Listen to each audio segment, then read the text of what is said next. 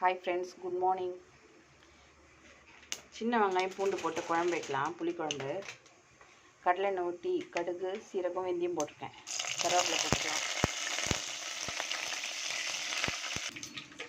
2 பெரிய பல்லு பூண்டு, 2 பூண்டு, வெங்காயம் ஒரு 100 கிராம் கட் பண்ணி வச்சுருக்கேன். இதில் போட்டு தாளிச்சிடலாம்.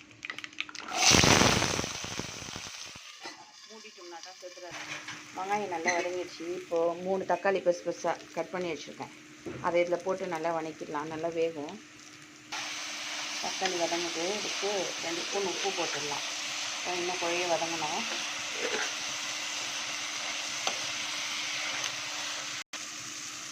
புளி கரைச்சி வச்சுருக்கேன் நான். ஒரு கொய்யா சைஸ் புளி, சின்ன கொய்யா சைஸ் புளி அது இதில் கொட்டிட்டு மஞ்சள்தூள் மிளகாத்தூள் போட்டுடலாம். மிளகாத்தூள், மஞ்சள்தூள், வரமிளகாத்தூள் எல்லாம் போட்டாச்சு.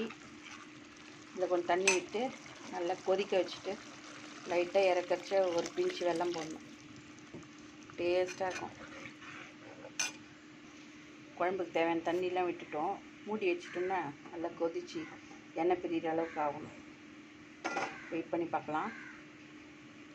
நம்ம சேனல் பிடிச்சிருந்தா சப்ஸ்கிரைப் பண்ணிங்கன்னா தான் அடுத்தடுத்த வீடியோ உங்களுக்குலாம் வரும். ஷேர் பண்ணுங்கள். பிடிச்சிருந்தா ஷேர் பண்ணுங்கள். Bell button அமுத்துங்க.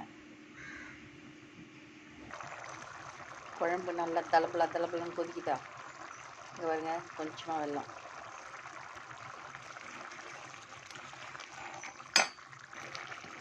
ஊற்றின தண்ணி விட இவ்வளோ கம்மியாகிடுச்சு பாருங்க குழம்பு. இன்னும் கொஞ்சம் சுண்டணும், ஆஃப் பண்ண வேண்டியதுதான்.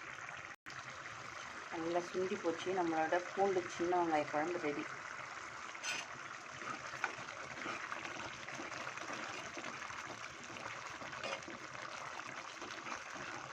மருமகளுக்கு லஞ்சுக்கு பூண்டு சின்ன வெங்காயம் போட்ட குழம்பு. ஓகே ஃப்ரெண்ட்ஸ், அடுத்த வீடியோவில் பார்க்கலாம். மறக்காமல் சப்ஸ்கிரைப் பண்ணுங்கள், ஷேர் பண்ணுங்கள், பெல் பட்டன் அமுத்துங்க. ஓகே, பாய்.